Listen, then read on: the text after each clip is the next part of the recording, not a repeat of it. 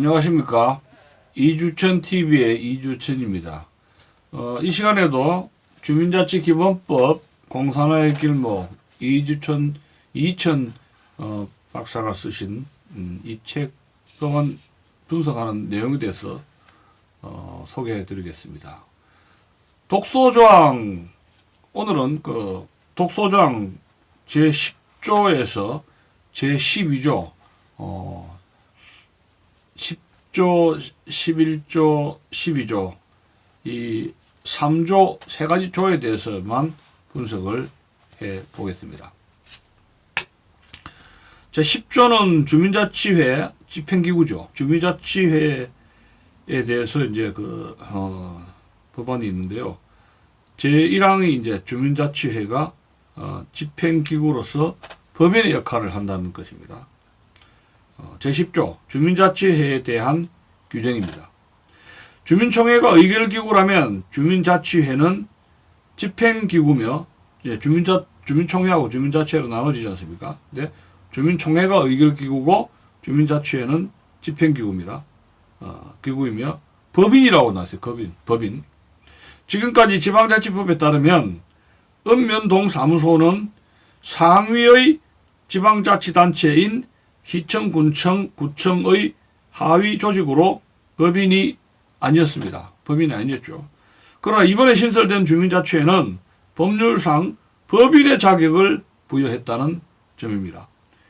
주민자치회는 이렇듯 법인격을 갖게 됨으로써 독자적인 업무와 권한 행사가 가능해지고 국가와 지방자치단체로부터 상당한 권한 위임과 행정적, 재정적 지원을 받을 수 있는 근거가 될 수 있다는 점입니다.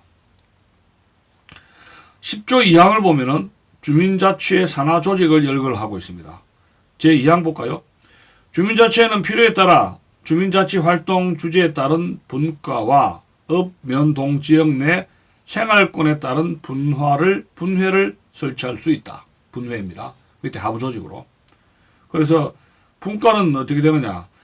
주민자치회 전문화 될 수 있도록 특정 주제별로 구성하는 주민자치회 하위 기구라는 점입니다.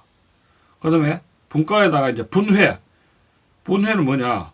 주민 스스로가 보다 밀접한 자치를 할 수 있는 적정 구역에 구성된 주민자치회 하위 기구입니다. 통리에 이제 공동주택단지, 마을 등 소구역별 조직을 갖추게 되죠. 자, 구체적으로 나가서 제10조 제2항에서는 주민자치회는 필요에 따라 주민자치 활동 주제에 따른 분과와 읍, 면, 동 지역 내 생활권에 따른 분회를 설치할 수 있다고 규정했다. 즉, 주민자치회는 산하에 분과와 분회를 설치할 수 있다고 했지만 분과와 분회를 반드시 설치할 것이다. 첫 번째, 분과란 주민자치회의 전문화를 위해 지역별 주요 아젠다를 중심으로 한 기능별 조직입니다. 예를 들어 교통, 환경, 아동, 주거, 안전, 복지, 노동 등 분과별 조직입니다. 이 분과 조직은 기존 읍면동 조직에는 없는 기능별 하부 조직이다. 이 기능별 분과 조직은 지역별 분회 조직보다 훨씬 강력한 능력과 역할을 수행할 수 있고 나아가 전국적 기능단체들과 연대할 수 있는 고리 역할을 할 수 있다는 점입니다. 두 번째, 분회란 지역 내 적정 소구역별 거주자로 구성된 소지역 조직을 말합니다. 이를테면 동, 통, 리 단위 조직과 공동주택단지, 아파트 등 별조직, 마을 단위 조직 등을 말한다. 이러한 소규모 분회 조직은 기존의 읍면동 조직의 하부에 있는 통장, 리장, 반장 등의 조직과 중첩될 수 있습니다. 주민자치회가 이러한 주민 간 서로 얼굴을 아는 소규모 조직을 하부에 둔다는 것은 주민자치회 주도 세력이 마음먹기에 따라서는 소속 주민들에 대한 세밀한 감시와 통제가 가능할 수 있다는 우려가 있습니다. 어떤 이는 이에 대해 북한의 5호 담당제가 연상된다는 두려움을 토로하기도 합니다.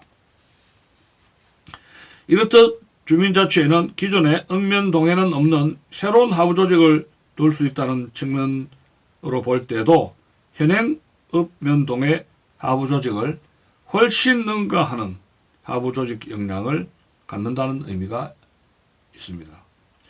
주민들 입장에서 보면 기존의 읍면동 사무소보다는 새로 생기는 주민자치회가 훨씬 더 강한 통제력을 가지기 때문에 주민들의 자유권에 심대한 침해 가능성이 우려됩니다. 제10조 사망입니다. 주민자치의 기능에 대해서 언급하고 있습니다. 제3항 기능, 목적 범위 내 수익사업, 읍면동 주민자치 사무. 제4항은 관계공무원 출석 요구 가능, 읍면동 관계공무원, 중앙행정기관, 지방자치단체 관계공무원, 관계전문가 등 출석 요구 가능성입니다. 관계기관, 법인, 단체 등에 대해 자료, 의견 제출 요청 등이죠. 주민자치회의 무소불위 권한 행사입니다. 주민자치회는 지방자치단체 관계자는 물론 중앙정부 관계자, 지역 내 기관장들도 출석 요구, 자료 및 의견 제출 요청 가능하다는 점입니다. 자, 제10조 3항은 주민자치회의 기능에 대해 규정을 하고 있는데 제10조 제4항에서는 관계기관 출석 요구를 규정하고 있다는 점입니다. 지방자치회는 읍면동 관계공무원들은 물론 중앙행정기관과 지방자치단체 소속 관계공무원들의 출석을 요구할 수 있고 관계전문가들의 출석을 요구할 수도 있다는 점입니다. 더 나아가 관계기관, 법인, 단체 등에 대해 자료와 의견 제출을 요청할 수도 있습니다. 주민자치회는 위와 같이 중앙지방을 불문하고 관계공무원과 관계전문가들의 출석을 요구할 수 있고 의견 및 자료 제출을 요구할 수 있는데 이는 주민자치회가 무소불위 권한을 행사할 수 있음을 의미한다는 점입니다. 이러한 광범한 권한은 국회만 가지고 있고 지방의회도 가지지 못한 것입니다. 기존의 읍면동과는 비교할 수 없는 막강한 권한을 가진 새로운 조직이 탄생되었음을 의미합니다. 10조의 제6항을 볼까요? 정보수집 권한입니다. 주민자치회는 관계기관의 장, 그 소속기관 및 책임 운영기관을 포함합니다. 자치단체장, 지방교육단체에 관한 법률 제18조에 따른 교육감을 포함합니다. 자치단체장에게 제7조 주민의 자격에 해당하는 자의 성명, 주민등록법, 제7조의 제1항에 따른 주민등록 번호, 주소 및 전화번호, 휴대전화번호 포함입니다. 등을 인적사항 정보의 제공을 요청하여 활용할 수 있으며 요청을 받은 자는 이에 따라야 한다. 이렇게 강제 규정을 두고 있다는 점입니다. 여기 문제점으로 이제 세 가지를 지적을 하고 있어요. 첫 번째 문제점. 첫 번째, 중앙기관의 장에는 행안부 장관, 법무부 장관, 외교부 장관 등은 물론 소속 기관장, 즉 예를 들어서 행안부 장관 소속 경찰청장, 지방경찰청장, 경찰서장, 파출소장 등을 포함한 경찰뿐만 아니라 소방청, 출입국 관리국, 교육감과 소속 교육기관도 포함됩니다. 두 번째 문제점으로 주민자치회의 개인정보에 관한 수집 권한은 심각한 헌법상 개인의 자유권 침해 소지가 있다는 점입니다. 세 번째 문제점은 뭔가? 주민자치회의 주도권이 지방의 좌파 성향 세력에게 장악된다고 볼 때 읍면동 단위 주민자치회는 소속 주민들에 대한 다양한 개인정보, 이 개인정보라는 것은 정가조회, 세무정보, 보건정보, 재산정보 등을 수집, 주민들을 탄압, 통제수단으로 활용 가능하다는 점입니다. 더욱이 자치경찰, 지방법원 등과 연대 관계가 구축될 경우 6.25 전쟁 당시 인민위원회가 우익 세력 처단 수단으로 활용된 사례가 상상이 된다는 점입니다. 끔찍한 이야기죠. 주민자치기본법의 가장 독소 조항이라고 할 만한 것은 지방자치회가 갖는 소속 주민들에 대한 정보 수집 권한이라는 점입니다. 왜 읍면동의 주민자치회에게 이토록 무서운 권한을 부여하는지 그 저희가 의심스럽다. 주민자치기본법 제10조 6항에서는 다음과 같은 규정이 있다. 주민자치회는 관계중앙기관의 장, 그 소속기관 및 책임 운영기관을 포함한다. 자치단체장, 지방교육자치에 관한 법률 제18조에 따른 교육감을 포함한다. 에게 제7조 주민의 자격에 해당하는 자의 성명, 주민등록법 제7조의 2, 제2항에 따른 주민등록번호, 주소 및 전화번호, 휴대전화번호 포함 등 인적 사항 정보의 제공을 요청하여 활용할 수 있으며 요청을 받은 자는 이에 따라야 한다고 강제 규정을 하고 있습니다. 이러한 권한은 대통령이나 국회에도 현재 부여되어 있지 않다는 점입니다. 다시 정리하면 읍면동 주민자치회는 중앙정부 기관의 장과 지방자치단체의 장에게 소속 주민에 대한 인적 정보를 요구할 권한을 갖는다는 것입니다. 요청할 수 있는 중앙정부 기관에는 행정안전부, 법무부, 외교부 모든 부처가 포함됩니다. 더욱이 중앙기관, 소속기관 및 책임운영기관을 포함한다라고 하는데 예를 들면 경찰청장뿐 아니라 그 소속기관장인 지방경찰청장, 경찰서장, 파출소장까지도 포함된다고 보여집니다. 경찰청뿐 아니라 국세청, 관세청, 교정국, 소방청, 출입국 관리국 등 온갖 정보를 보유하고 있는 정부기관이 망라된다. 그러니까 해당 주민에 대한 모든 정보, 즉 정과 조회, 경찰 정보, 세무 정보, 부동산 정보, 출입국 정보, 직업 정보, 사업 정보, 개인 행정 정보, 주민등록, 가족관계 정보 등 다양한 개인 정보의 수집이 가능하다고 여겨집니다. 모든 중앙정부 부처의 산하 각급 기관장들에까지도 주민들에 대한 정보를 요구할 수 있다고 본다면 주민자치회가 정부와 지방자치단체에 소속된 어떤 기관에게도 해당 주민에 대한 개인정보를 다 확보할 수 있다는 뜻이 됩니다. 더욱이 주민자치회로부터 요구를 받은 중앙정부 기관장이나 지방자치단체장은 이에 반드시 응해야 한다는 점입니다. 즉 요구하는 개인에 대한 정보를 반드시 제공해야 한다는 의미입니다. 이렇게 볼 때 주민자치회는 해당 지역 주민에 대한 모든 정보를 가지고 통제할 수 있다는 점이죠. 국민들이 갖는 자유권은 주민자치회에 의해 심각하게 침해받을 가능성이 높다. 이로써 자유민주주의 체제는 직접 민주주의니 마을 민주주의니라는 이름 아래 주민들의 헌법적 자유권이 심각하게 훼손된다는 의미입니다. 끔찍한 내용만 쓰여 있습니다. 특히 주민자치회가 좌파성향 마을운동가 등에 의해 주도된다는 입장에서 볼 때 해당 지역의 좌파성향 활동가 등의 손에 전 주민들의 민감한 개인정보가 다 들어간다는 의미이고 그 정보가 주민들을 통제하는 도구로 얼마든지 악용될 소지가 있습니다. 이에 따라 주민들, 특히 우파 성향의 주민들이 주민자치회에 대해 느끼는 심리적 공포와 두려움은 상당히 클 것이다. 우파 성향 주민들이 느끼는 공포감이 과민할 수도 있지만 이미 6.25 전쟁 때의 인민위원회의 경험이 있기 때문에 그런 공포감을 갖는 것입니다. 자, 주 6번 한번 볼까요?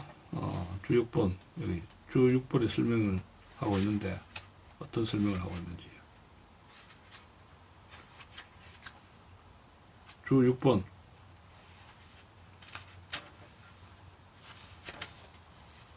주 6번을 읽어드리겠습니다. 페이지 141편입니다. 6.25 전쟁 발발 당시 북한군이 남한 각지를 3개월 동안입니다. 6월 말부터 9월 말까지요. 3개월간 점령했을 때 읍, 면, 동마다 인민위원회를 설치했는데 김일성의 지시에 따른 것이었다. 인민위원회는 동인민위원회의 상위에 군인민위원회가 있고 그 위에 도인민위원회가 있었다. 인민위원회 운영에 북한군이 배후에서 관여했지만 남한 각지 마을의 좌익분자나 협조 세력이 실제 주도적 역할을 했다. 인민위원회 참여자들은 완장을 차고 주민들에게 김일성 체제를 선전하고 집집마다 찾아다니며 우익 인사들을 색출해 인민재판에 붙여 재영토록 했고 젊은 청년들을 설득, 강제로 체포, 의용구두로 낙동강 전선 북한군에 투입해 죽게 만들었다. 쓸만한 인재들은 체포하여 8만 명이나 북한으로 납치토록 하는데 결정적 역할을 했다. 인민위원회 참여자들의 악행은 지방마다 다른데 인민위원회에 참여한 인사들이 정권을 행사하다 보니 그들이 어떤 증오감이나 사상관을 갖느냐에 따라 다른 결과를 낳았다. 어쨌든 6.25 전쟁 한국군 점령 3개월 동안 북한군과 좌익성향 주도자들에 의해 학살당한 국민들이 적게는 6만 명이라는 기록과 12만 명이라는 기록, 이를 능가한다는 기록까지 있는 실정이다.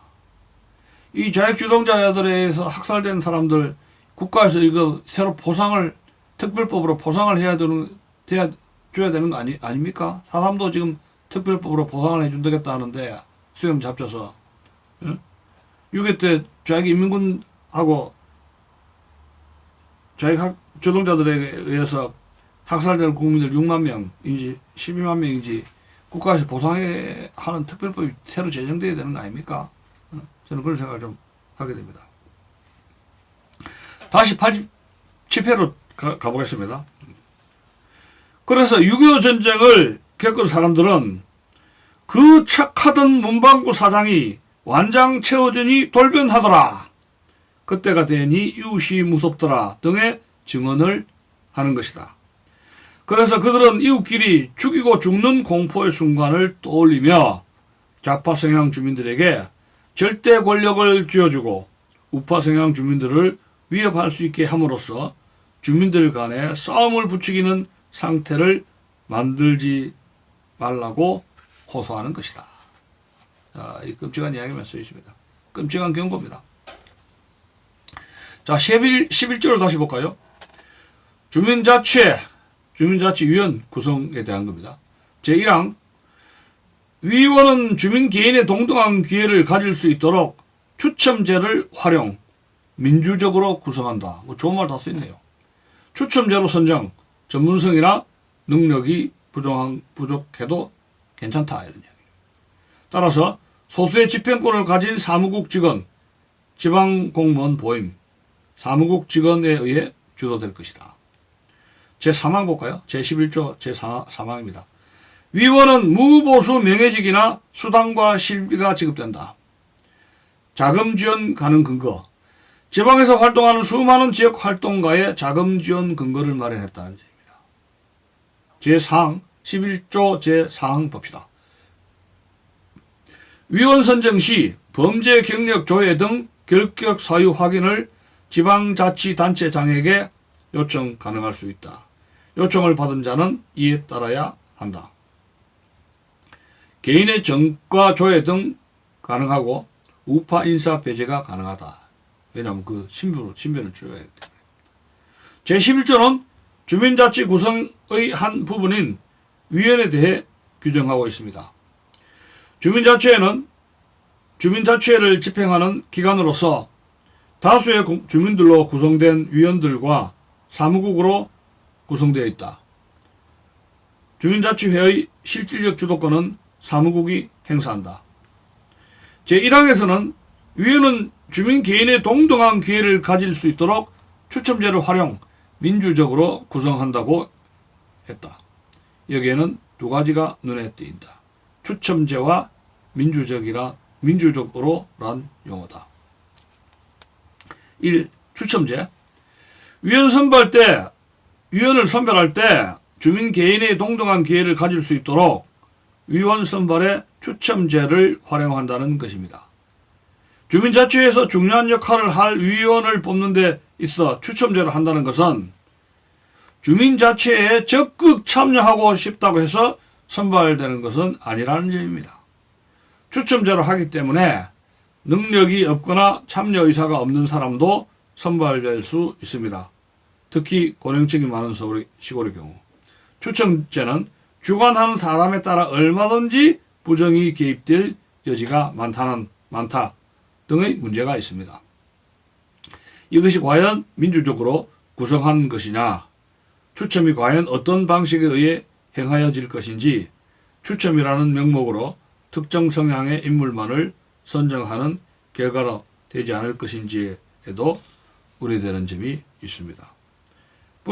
그뿐 아니라 위원에 의한 추첨이 보장된다 하더라도 그 결과가 주민의 의사와 일치되는 것이라고 할 수는 없으므로, 예컨대 의사 능력에 문제가 있거나 판단 능력에 문제가 있는 사람이 추첨될 수도 있습니다.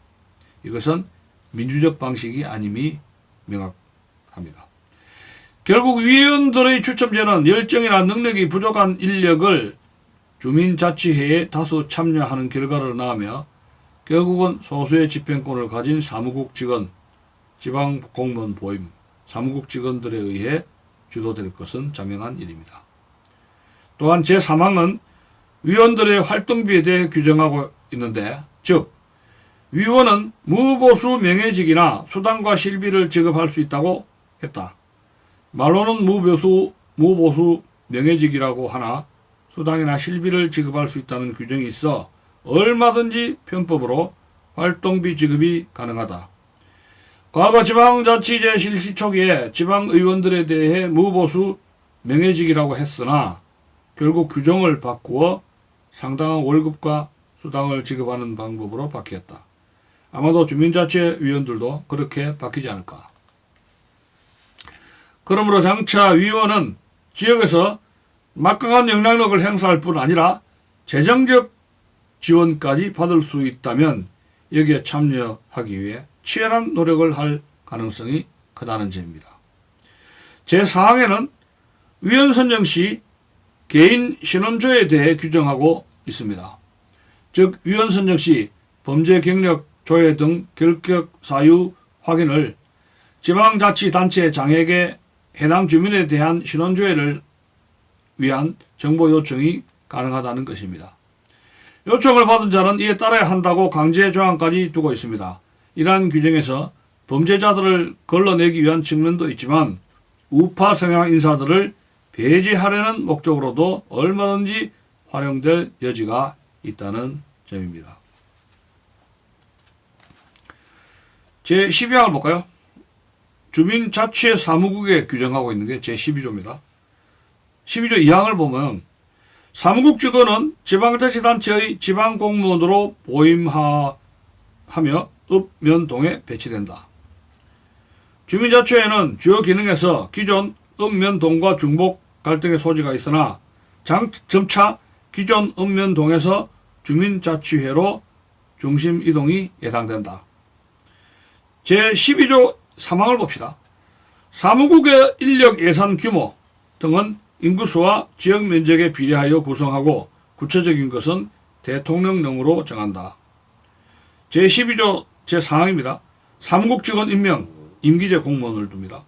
사무국 직원은 주민자치회의 추천에 따라 지방자치단체장이 임명합니다. 그러나 단체장 임명은 요식행위 가능성이 있습니다.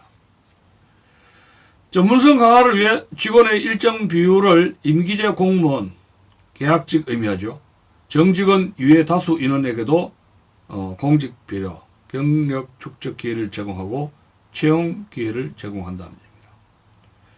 자, 제5항입니다. 사무국 직원의 임용, 보수, 복무, 신분 보장, 징계 등에 관하여는 지방공무원법 적용한다. 지방공무원법 적용한다. 아주 준공무원 되는 거죠. 제12조는 주민자치회를 사실상 주도하는 사무국 설치에 대해 규정을 하고 있습니다. 사무국 설치에 대해 규정하고 있습니다. 제2항에서는 사무국 직원은 지방자치단체의 지방공무원으로 보임하며 읍면동에 배치한다고 규정했다. 즉 주민자치회를 주도하는 사무국의 직원은 상근요원이며 지방공무원으로 보임하며 근무지는 기존의 읍면동 사무실이다. 그러므로 읍면동 사무소에는 기존의 기초자치단체 소속 읍면동 주민센터와 함께 주민자치회가 같이 입주하여 근무를 하게 된다. 그러니까 읍면동 사무소에는 기존의 자유민주주의 체제의 지방자치기구와 별도의 좌파 성향의 세력이 주도하는 지방자치기구가 공존하게 되는 것이다. 이로 인해 두 가지 성격이 다른 자치단체가 공존함으로써 인해 서로 역할과 기능 충돌이 일어날 가능성이 크다는 점입니다. 그러나 주민자치회의 권한이 훨씬 더 강력하기 때문에 기존의 읍면동 주민센터는 역할과 기능이 위축, 무력화되고 주도권이 주민자치회로 넘어갈 수밖에 없을 것이다.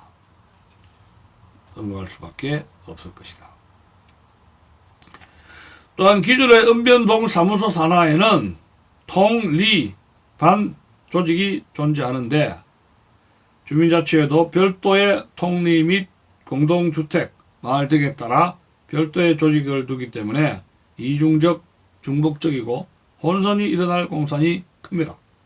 따라서 이러한 혼선과 중복 충돌을 막기 위해 하나로 통일을 한다면 자연스레 주민자치회 소속으로 통일이 이루어질 것으로 보인다.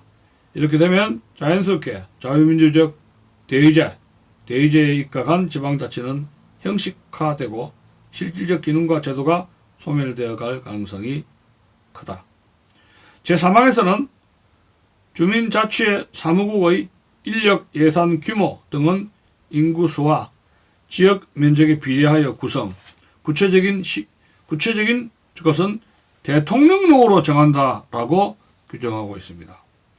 주민자치회 사무국은 구체적인 것은 대통령령으로 규정하도록 하고 있습니다. 따라서 지금까지 읍면동별로 운영했던 주민자치위원회는 조례로 정한 것으로 그 인력과 기능이 극히 미약했으나 여기 주가 나옵니다. 주 7번 한번 볼까요? 주 7번.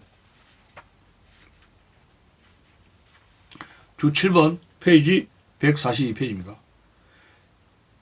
양주시 산하 어느 동 주민자치위원회의 경우 위원 20명, 사무국 직원 1명에 불과했다고 합니다. 자, 다시 한번 94페이지로 가봅시다. 법률적 근거를 가지고 출범하는 주민자치회는 엄청난 정부의 지원과 강력한 권한을 행사할 수 있고 그 인력 예산 규모 등을 정부의 입맛대로 바꿀 수 있는 대통령령으로 정하고 있다는 점입니다. 앞으로 필요에 따라 공룡조직으로 확대될 가능성이 높습니다. 더욱이 대도시 동 주민자치의 경우는 인구수나 업무량이 많다는 명분으로 농촌은 지역 면적이 넓다는 명분으로 필요 이상의 인력과 예산 등을 책정, 주민들의 관심을 사면서 주민자치회의 비대화를 도모할 가능성이 있습니다. 제4항에서는 사무국 직원은 주민자치회의 추천에 따라 지방자치단체장이 임명, 전문성 강화를 위해 직원의 일정 비율을 임기제 공무원으로 보한다라고 규정하고 있습니다. 임기제 공무원. 서로 하려겠죠. 주민자치회 감투 설라겠죠. 여기서 문제가 되는 것은 지방직 공무원인 사무국 직원에 대한 선발 임명 권한이 어디에 있느냐는 것입니다. 임명권은 해당 지방자치단체장이 행사하지만 사무국 직원의 추천권을 주민자치회 자신이 갖는다는 점입니다. 즉 셀프 추천입니다. 주민자치회 근무 직원의 공개 채용 과정 없이 스스로가 추천을 하면 자치단체장, 시장, 군수, 구청장이죠. 이를 승인하는 형식으로 임명할 가능성이 높다는 점입니다. 이렇게 되면 임용의 주도권은 주민자치회가 갖고 자치단체장은 지방군수 구청장들이죠. 요식적인 임명권 행사만 갖게 되는 셈입니다. 현재 구급공무원을 합격하려 해도 수년간 공부하고 수백 대 1의 치열한 경쟁을 통과해야 하는데 주민자치회에서 자체 추천한 사람이 지방공무원이 될 수 있다는 것은 공무원 임용의 공개 경쟁, 공정성에 위배되는 지나친 혜택이라 아니할 수 없습니다. 그보다 더 큰 문제는 자체 추천을 해 사무국 직원을 임명한다면 어떤 사람을 추천할 것이냐. 아마도 좌파 성향의 마을운동가 등을 추천할 공산이 매우 큽니다. 그러니까 특정 성향의 인물들로 채워진다면 전국 모든 읍, 면, 동, 단위 주민자치회는 확실히 좌파 성향 기지로 전락하게 될 것이 분명합니다. 또한 전문성 강화를 위해 직원의 일정 비율을 이 임기제 공무원으로 보한다라는 규정을 두고 있습니다. 정직원으로 임명되는 데는 자격과 정원의 한계가 있기 때문에 임기제를 두는 것입니다. 임기제 공무원이란 3년 등 일정한 기간 후 다시 재계약하는 계약직 공무원을 의미합니다. 계약직 공무원은 임금이 적고 기간제 공무원이기 때문에 다수의 인원을 채용할 수 있고 공직의 문호를 넓히는 것입니다. 이들에게 채용의 기회를 주어 경력을 쌓게 한 후 경력직 공무원으로 들어갈 수 있는 기회를 부여하는 셈입니다. 이렇게 볼 때 해당 지역에 있는 좌파 성향의 마을 운동가들이 주민자치회를 독식하거나 헤게모니를 장악할 수 있는 인적 충원 루트를 마련하고 있는 듯합니다. 제5항에서는 주민자치회 사무국 직원의 인사에 대해 규정을 두고 있는데 사무국 직원의 임용, 보수, 복무, 신분 보장, 징계 등에 관하여는 지방공무원법 적용을 규정하고 있습니다. 이렇듯 주민자치회가 곧 정착하게 되면 읍, 면, 동 단위의 주도력은 이를 장악한 좌파 성향 세력에 귀속될 것이고 기존의 읍면동 사무소의 하부 조직과 역할 기능은 더욱 위축되며 결국 흡수 통합될 가능성도 점쳐볼 수 있습니다. 예, 지금 13장까지 하려고 그랬는데 좀 이게 내용이 길어져서 설명이 길어져서 12장까지로 마치기로 하겠습니다. 끝까지 들어주셔서 감사합니다.